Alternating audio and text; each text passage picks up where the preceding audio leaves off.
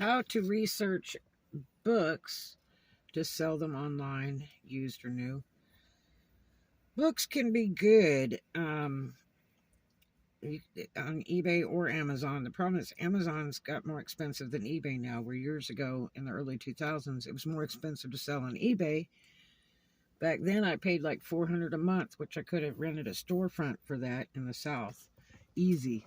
Um, yeah, a brick and mortar one, But books can be good. Uh, the thing is, you got to try to get books that are $20 profit or higher, because it's worthless if you don't.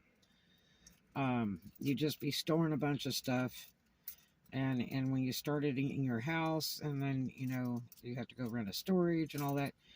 Yeah, a lot of that stuff's tax deductible, storage and stuff, and using part of your house for your inventory. You can do some deductions on that, deduct off the trash and stuff too. But consult with a CPA, because they'll tell you exactly what you can do, as long as it's all itemized out. It's really important. So I'm not a CPA, but I just know, okay, some things. But you really need to go to CPA. That's the one you want to go to, and they can advise you on that. There's a girl on the internet, I think her name is Cheryl Miller, that has a YouTube channel, and she is really good about reseller taxes. And then she has a program you can sign up for. It's a couple $100, and she sends you all the stuff you need, so you can keep track of your spending and all that. But if you're doing books, they can be really good. And a lot of older books are really worth a lot, but you have to know a little bit about books, bindings and things like that, and if they're worth selling, and they can't have black mold in them. You can't sell stuff like that. So anyway, Book Scouter is a real good app, and it's free. I think you can upgrade it and pay more to have a better part of the app to use for research. Some people use a little tool, and they scan barcodes on the newer type books, so they can get an idea of what's sellable, what the market rate is. You can try Google Lens. That's a free app on Play Store. Put that on your phone. You can scan with that. You can scan for eBay. The only problem is eBay, there's certain times of the year that just are really slow. So, and it goes back 90 days, and that can be like not very reliable. Like right now, if you were to scan back for the last 90 days, of sales are going to be terrible low, because summer slowdown and people are just selling everything dirt cheap, pennies on the dollar, because it was so slow. So it's not a true reading of what the value is. And you can get on Terapeak if you have a membership to that. They have a new Terapeak thing that's on eBay. If you have a store, you have access to it, and you can use that, where it like goes back a year or two, whatever. WorthPoint's real good, but you have to really pay to be able to use that. So you have some apps that you have to pay to use, some you don't. But your freer ones are just to scan on Google Lens, see what it's being sold for in other places currently, and then try eBay for sell through. Like I say, it's just it changes it, and the rates change like the stock market. Like every 3 months, rates will change. But books can be good. Just read up on what you need to know about selling used books and the conditions of them and stuff. And then volumes, you have to know volumes and all that kind of stuff, because some are more valuable than others.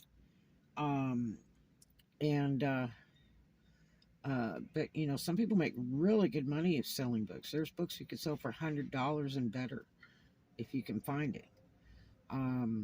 Estate sales are real good for books.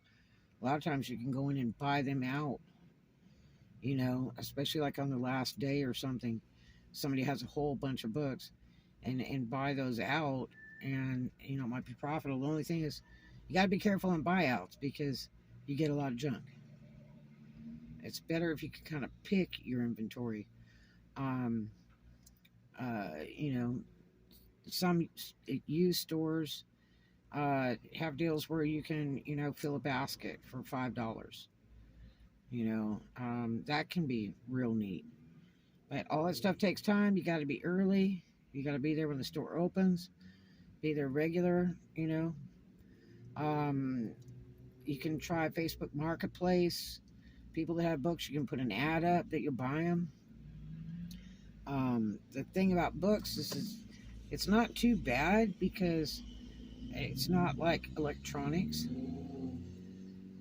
Those can get scammy and problematic. Um, it's easier. The problem is the storage, and they get heavy. So, you don't want to be loaded down with a whole ton of books that don't sell. you know, and they can be heavy. The shipping's real high.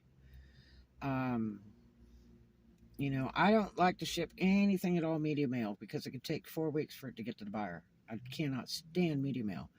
And you have to understand what media mail is. Like you can't send like cartoony books. You can't add a piece of paper in there with anything other than media, an advertisement, any kind of stuff like that. Because, or a free gift, because it no longer qualifies for media mail. So understand who you're shipping through and what the restrictions are for media mail. Because anything you do with USPS is a federal offense because it's a government entity. So you need to understand that. But,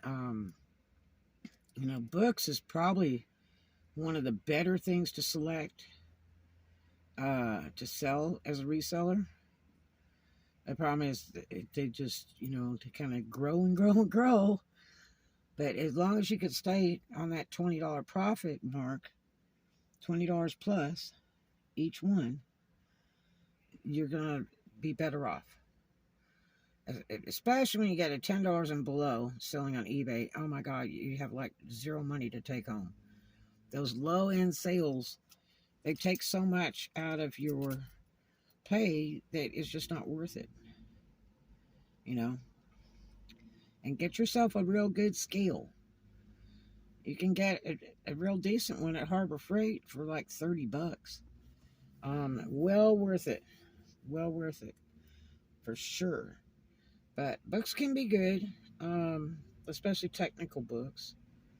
And some cookbooks are very, very valuable. There's a couple of chefs that died, and their books are really worth a lot of money, like $50 and up. So, research it on how to, see the quality of a book for resale value and how to study, volumes and issues and things. And you might be very surprised. Might be a neat thing for you to get into. But again, they're heavy and they require a lot of storage. There was a reseller that sold them on Amazon, and he had like a house full of them that he shipped out to Amazon, and then they didn't want to store them anymore, so they started shipping them back to him. And where are you going to put them? You know what I mean? So, but it can be good. There's a YouTube guy that sells in California, out in San Jose, and he has the little scanner thing and all that. And he has some deal he arranged with one of the secondhand stores to where they will sell him a bin of books. And he'll buy it like a bin for like $200 or something like that. And sometimes he'll buy like 3 bins at once. And he'll go down in the morning and he'll go through the whole bin and pick the ones that he wants out of it and let them have all the rest. And he sits there and scans every single one. And so, that can be really, really a cool thing. So, it might be for you. But again, you've got to research. It takes research. It's not as heavy duty a research as clothing, like used clothing is. Um, and it doesn't break. It's relatively easy to ship. If you have a real nice book, of course you want to wrap it. You know, if you wrap your books in Saran wrap, so they stay together while they're shipping, put them in a padded mailer. And if it's a very, very nice book, I would put it in a box just to make sure it stays nice. And, read up on your shipping regulations and what you can stick in media mail if that's what you like to use. I do not use it. I will not use it at all. Don't like it. Takes too long. But because they have to stop and inspect it, they x-ray it, they cut it open, they want to go look at it, and they ship it here, they ship it there. It takes forever. And but you get what you pay for. So anyway, you can get a little bit of a discount shipping on eBay, but you get a better discount on Pirate Ship, and the tracking number never ever expires. So if you ever have a chargeback 6 months later or something like that, you can look it up and provide proof in the claim, because you can pick it up out of Pirate Ship, months and months and probably years later, where you cannot on USPS. They expire after so much time. I think it's like 3 months and the tracking number expires on USPS. But anyway, so that's a neat alternative, and it's not as hard to study as other items and not breakable, just as long as you try to get books that have like a $20 profit and up. You don't want to just get a whole bunch of books and just be listing away and guessing at prices and all that, because they're just not going to sell. So try it, see if you like it. And I sell books from time to time, and you might enjoy it. Some people, all they sell is books. Anyway, you have a good one. I love you. We'll see you in the next one.